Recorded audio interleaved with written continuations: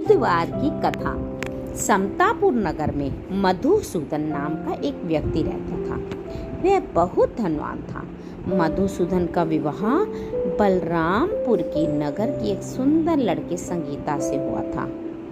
एक बार मधुसूदन अपनी पत्नी को लेने बुधवार के दिन बलरामपुर गया। मधुसूदन ने पत्नी के माता पिता से संगीता को विदा कराने के लिए कहा। माता पिता बोले, बेटा आज बुधवार है, बुधवार को किसी भी कार्य के लिए यात्रा नहीं करते। लेकिन मधुसूदन नहीं माना। उसने ऐसे शुभ अशुभ की बातों को ना मानने की बात कही। दोनों ने बैलगाड़ी से यात्रा प्रारंभ की। 2 कोस की यात्रा के बाद उसकी गाड़ी का एक पहिया टूट गया। वहां से दोनों ने पैदल यात्रा शुरू की। रास्ते में संगीता को प्यास लगी। मधुसूदन उसे एक पेड़ के नीचे बैठाकर जल लेने चला गया। थोड़ी देर बाद जब मधुसूदन कहीं से जल लेकर वापस आया तो बुरी तरह हैरान हो उठा, क्योंकि उसकी पत्नी के पास उसकी ही शक्ल सूरत का एक दूसरा व्यक्ति बैठा था। संगीता भी मधुसूदन को देखकर हैरान रह गई। वह दोनों में कोई अंतर नहीं कर पाई। मधुसूदन ने उस व्यक्ति से पूछा, तुम कौन हो और मेरी पत्नी के पास क्यों बैठे हो? मधुसूदन की बात सुनकर उस व्यक्ति ने कहा, अरे भाई, यह मेरी पत्नी संगीता है।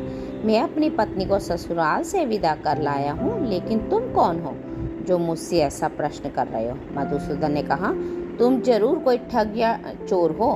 यह मेरी पत्नी संगीता है। मैं इसे पेड़ के नीचे बैठाकर जल लेने गया था। इस पर उस व्यक्ति ने कहा, अरे भाई, झूठ तो तुम बोल रहे हो। संगीता को प्यास लगने पर जल तो मैं लेने गया था। मैंने तो जल लाकर संगीता को पिला भी दिया। अब तुम चुपचाप यहाँ से चलते बनो, नहीं तो किसी सिपाही को बुलाकर तुम्हें पकड़वा दूंगा। दोनों एक दूसरे से लड़ने लगे। उन्हें लड़ते देख बहुत से लोग एकत्रित हो गए। नगर के कुछ सिपाही भी वहां आ गए। सिपाही उन दोनों को पकड़कर राजा के पास ले गए। राजा कहानी सुनकर राजा भी कोई निर्णय नहीं कर पाया। संगीता भी उन दोनों में से अपने वास्तविक पति को नहीं पहचान रही थी। राजा ने दोनों को कारागार में डाल देने के लिए कहा। राजा के फैसले पर असली मधुसूदन भयभीत हो उठा। तभी आकाशवाणी हुई, मधुसूदन, तूने संगीता के माता पिता की बात नहीं मानी और बुधवार के दिन अपने ससुराल से प्रस्थान किया। यह सब भगवान बुद्धदेव के प्रकोप से हो रहा है। मधुसूदन ने भगवान बुद्धदेव से प्रार्थना की कि हे भगवान बुद्धदेव, मुझे क्षमा कर दीजिए। मुझसे बहुत बड़ी गलती हुई। भविष्य में अब कभी बुधवार के दिन यात्रा नहीं करूंगा और सदैव बुधवार को आपका व्रत किया करूंगा।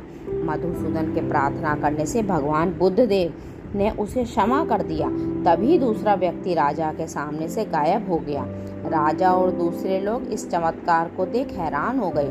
भगवान बुद्धदेव की इस अनुकंपा से राजा ने मधुसूदन और उसकी पत्नी को सम्मान पूर्वक विदा किया। कुछ दूर चलने पर रास्ते में उन्हें बैलगाड़ी मिल गई। बैलगाड़ी का टूटा हुआ पहिया भी जुड़ा हुआ था। दोनों उसमें बैठकर समतापुर की ओर चल दिए। मधुसूदन और उसकी पत्नी संगीता दोनों बुधवार का व्रत करते हुए आनंद पूर्वक जीवन यापन करने लगे। इस तरह भगवान बुद्धदेव की कृपा से उनके यहाँ खुशियाँ बरसने लगी। इसी तरह जो स्त्री पुरुष विधिवत बुधवार को व्रत करके व्रत कथा सुनते हैं, भगवान बुद्धदेव उनके सभी कष्ट दूर करते हैं। जय हो बुद्ध महाराज की, जय हो गणेश भगवान की।